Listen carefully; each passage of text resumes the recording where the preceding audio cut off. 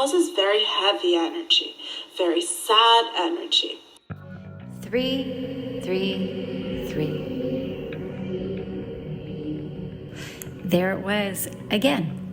So not only did 333 lead me to David's podcast, but it also spoke to me through old messages between us, old conversations. So this had to be what 333 was about. David had to be thinking of me too. There was absolutely no way that he wasn't.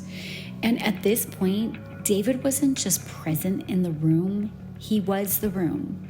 I felt like I was sitting inside of his consciousness, and David's essence was all around me like a bubble. I could feel him thinking of me and missing me.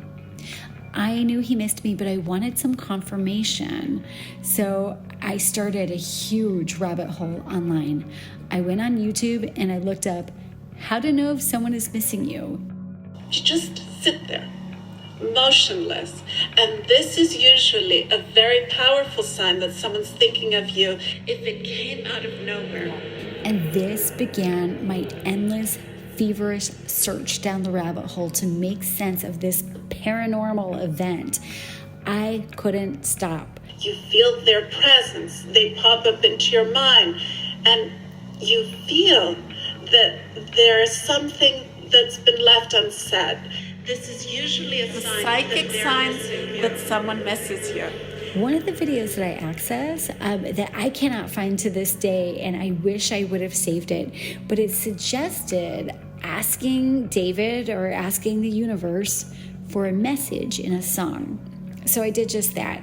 I put on a song on YouTube that David had recorded with one of his old bands, and I just kind of put it so it would playlist into other songs, and I decided to just pay attention to what came up.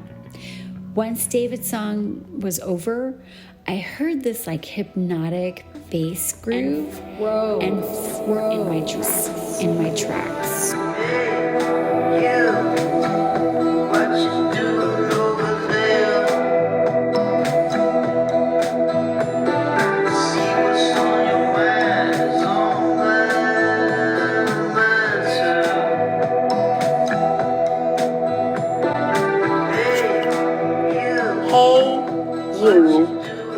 What you doing over there? I can see what's on your mind is on my mind too. At this point, I wasn't so much spooked, but I was like, okay, this is confirmation. This is definitely my twin flame. There's definitely some telepathy going on here. And I didn't realize that this was just going to be one of a barrage of nonstop signs. But this Dope Lemon song completely nailed it. And my emotions just went on 5,000. So I could barely move at this point. I was just so blown away by everything going on. And I was overcome with hope, sadness, joy, excitement. Like I went up and down the roller coaster of every emotion that I think a human being can have. I sat still for hours just listening to music, and I wasn't really searching for stuff. I paid attention to what just...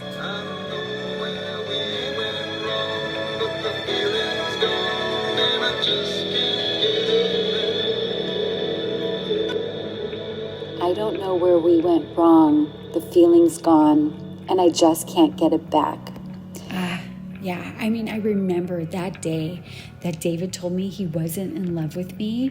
I remember he said, "I'm sorry, I can't control it." While it hurt to hear those words, I realized it hurt him just as much as it hurt me, possibly even more, and that he was actually kind of devastated that he had such a sharp change in direction when it came to me.